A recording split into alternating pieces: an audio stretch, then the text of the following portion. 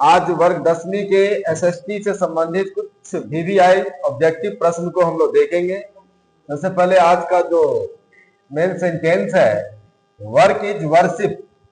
कहने का तात्पर्य यह है कि कर्म ही पूजा है, इसलिए मनुष्य को हमेशा सही कर्म करना चाहिए। आप जिस चीज को प्राप्त करना चाहते हैं उसके लिए जैसे कर्म की आवश्यकता है वैसे कर्म करना ही क्या है, पूजा है। ना कि हमेशा भगवान को जपते रहना, हमेशा मंदिर का दर्शन करते रहना, वो पूजा नहीं है। पूजा सही कर्म होता है। इसलिए मनुष्य को अपने लक्ष्य के अनुकूल या काम के अनुकूल हमेशा कर्म करते रहना चाहिए। अभी जैसे कि वर्ग 10वीं का परीक्षा आने वाला है, तो वर्ग 10वीं के लिए जो जो पढ़ाई करना है, जो जो सिलेबस याद करना है, जो जो सिलेबस बनाना है, वही अध्ययन करना ही क्या कहलाएगा, उसके लिए मेन पूजा है। तो विशेष देखेंगे कि वीवीआई ऑब्जेक्टिव प्रश्न को आज एसएसटी से संबंधित देखना है। पहला प्रश्न है, जैसे कि हिटलर का जन्म कहाँ हुआ था? तो याद रखना है, हिटलर का जन्म ऑस्ट्रिया में हुआ था, जबकि वो काम किए थे जर्मनी में। वो जो सैनिक बने थे वो सैनिक कहाँ के थे? जर्मनी के, बट उनका जो जन्म स्थान है वो ऑस्ट्रिया में है। दूसरा है, गिरमिटिया किसे कहा जाता है? तो गिरमिटिया एक तरह का मजदूर होता है जिसे अनुबंधित मजदूर भी कहते हैं। तो गिरमिटिया किसे कहा जाता है? अनुबंधित मजदूर को, जिसको फिक्स कर दिया जाता है कि इतने समय के लिए आपको इतना रुपया में काम करना ही है। तो अनुबंधित मजदूर जो पहले जमाने में हुआ करता था, तो ये गिरमिटिया में याद रखना है कि अनुबंधित मजदूर जो होता है, मजदूर को हम लोग गिरमिटिया कहते हैं। आगे है, बिहार के कितने क्षेत्र में वन का फैलाव है? तो याद रखना, वन का फैलाव बिहार में बहुत ही कम है, यानी जितना होना चाहिए उससे बहुत ज्यादा कम है। जबकि वन कितना होना चाहिए? 33%, यानी 100 बीघा आपके पास जमीन है तो उसमें 33 बीघा में क्या होना चाहिए? ये वन होना चाहिए, पेड़ पौधे होना चाहिए। जबकि बिहार में मात्र कितना है? 7% है। आगे देखेंगे, सोपानी कृषि किस राज्य में प्रचलित है? तो सोपानी कृषि किस राज्य में है? तो सोपानी कृषि कहाँ पे किया जाता है? जहां पे पहाड़ी इलाका है। पहाड़ी इलाका में क्या होता है? ऊंचा नीचा इस तरह का क्या होता है, स्थान होता है। तो सोपानी कृषि में क्या करते हैं, जैसे कि सीढ़ी बनता है, सीढ़ी बना होता है ना, या देखेंगे घाट सब जो बना होता है, जिस तरीके का घाट बना होता है, जिस तरह का सीढ़ी बना होता है, उसी तरह से खेत को क्या किया जाता है, कुछ कुछ हिस्सा में चौड़ा करके उसमें फसल उत्पादन किया जाता है। तो खास तौर पे जहाँ पे पहाड़ी इलाका कहाँ है? उत्तराखंड में है। इसलिए सोपानी कृषि कहाँ प्रचलित है? उत्तराखंड में, या जो भी पहाड़ी इलाका है वहां पे ये सोपानी कृषि अपनाया जाता है। आगे देखें, बिहार में रज्जू मार्ग कहाँ है? रज्जू मार्ग मतलब होता है कि तार, अब जहां पे ऊंचा है पहाड़ी इलाका जहां पे है, वहां पे क्या होता है, मान ली यहां से यहाँ इतना नीचे जाना, तो यहाँ पे तार के माध्यम से, तार पे यहाँ पे एक बॉक्स बना होता है और इस बॉक्स में क्या करते हैं लोग, बैठ करके और यहाँ से यहाँ का स्थान पहुंचते हैं। तो यह स्थान कहाँ पे है? ये बिहार में है, राजगीर में। याद रखना है, रज्जू मार्ग कहाँ है? बिहार में, राजगीर में है, जो तार के माध्यम से, केबल के माध्यम से एक जगह से दूसरे जगह लोग पहुंचते हैं दर्शन के लिए।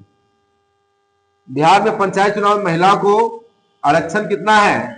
तो बिहार में महिला को जो आरक्षण है 50% है। कितने परसेंट है? 50%। 50% का अर्थ हुआ आधा।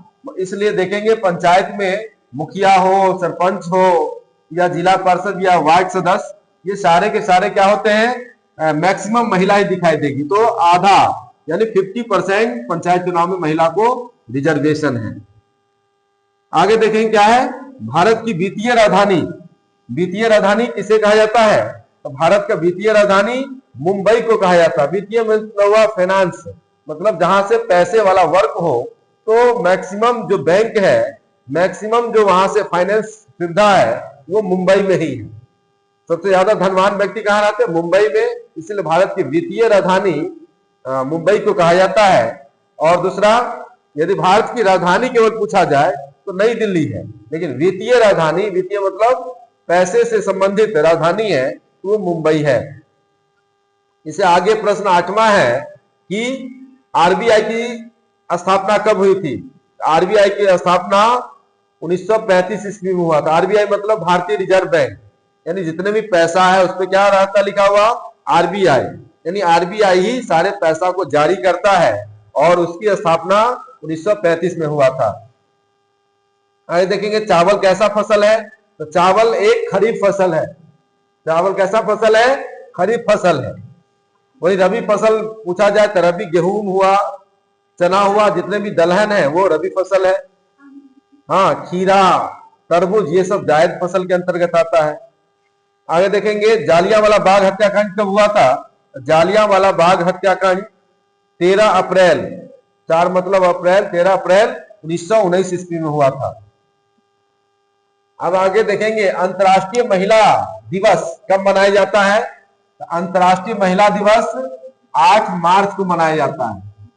अंतर्राष्ट्रीय महिला दिवस 8 मार्च को मनाया जाता है। अब भारत का राष्ट्रीय पक्षी क्या है?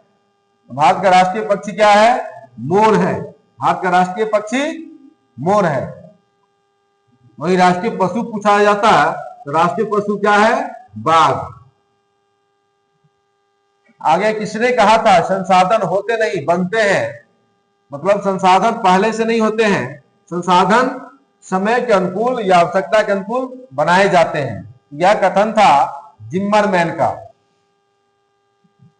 इसके आगे देखेंगे प्राथमिक ऊर्जा का उदाहरण क्या है? प्राथमिक ऊर्जा किसे कहते हैं? जिसका उपयोग हम लोग पहली बार करते हैं उसे क्या कहते हैं? प्राथमिक ऊर्जा। तो कोयला यहाँ पे प्राथमिक ऊर्जा है। इसके अलावा देखेंगे सर्वप्रथम मुद्रण की शुरुआत, मुद्रण मतलब छापने वाले का शुरुआत कहां पे हुआ था? छपाई मशीन का शुरुआत कहां पे हुआ था? तो सबसे पहले छापने का जो काम हुआ, मुद्रण का काम हुआ था चीन में हुआ था। यानी कागज का आविष्कार भी पूछा जाए कि सबसे पहले कागज का आविष्कार कहां हुआ? तो चीन में ही हुआ था। आगे है दास कैपिटल। दास कैपिटल किसकी रचना है? तो दास कैपिटल किसकी है? कार्ल मार्क्स की रचना है। कार्ल मार्क्स, उन्होंने दास कैपिटल नामक पुस्तक की रचना की थी। इससे आगे देखें चिपको आंदोलन के प्रणेता कौन है? चिपको आंदोलन क्या था? तो जिस समय ठेकेदार लोग जंगल में पेड़ को काटने के लिए आया हुआ था, क्योंकि पेड़ में वहां पे आदिवासी लोगों का रहने का स्थान है, फिर भी वहां पे ठेकेदार लोग क्या आए थे? पेड़ को काटने के लिए। तो वहां की जो महिलाएं लोग थी या पुरुष लोग भी पेड़ से चिपक करके उसकी रक्षा किया और बोला कि पेड़ हम लोग नहीं काटने देंगे। उसका जो मुख्य प्रणेता मतलब सबसे मेन व्यक्ति था, उसका नाम क्या था? सुंदरलाल बहुगुणा। याद रखना है चिपको आंदोलन के प्रणेता कौन थी? सुंदरलाल बहुगुणा थी। इससे आगे प्रश्न देखेंगे सीमेंट उद्योग का कच्चा माल क्या है? तो सीमेंट उद्योग में सीमेंट जहां पे बनता है वहां पे सबसे मुख्य कच्चा माल के रूप में चूना पत्थर का इस्तेमाल किया जाता है। तो याद रखना चूना पत्थर सीमेंट उद्योग का कच्चा माल है। सेफ्टी लैंप का आविष्कार किसने किया था? तो याद रखना यहाँ पे हम्फ्री डेवी ने किसका आविष्कार किया था? सेफ्टी लैंप का। भारतीय राष्ट्रीय कांग्रेस जिसका चुनाव चिन्ह क्या है? हाथ का पंजा है। चुनाव चिन्ह पूछा, कभी कभी चुनाव चिन्ह पूछा जाता है, इसका चुनाव चिन्ह क्या है? हाथ का पंजा। और इसकी स्थापना कब हुआ था?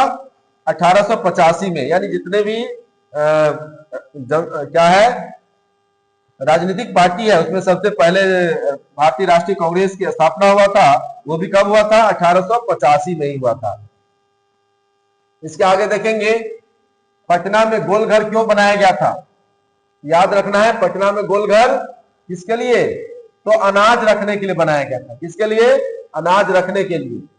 पटना में जो गोलघर है जहां पे लोग अभी वर्तमान में क्या करते हैं? दर्शन के रूप में पहुंचते हैं दर्शन करने के लिए।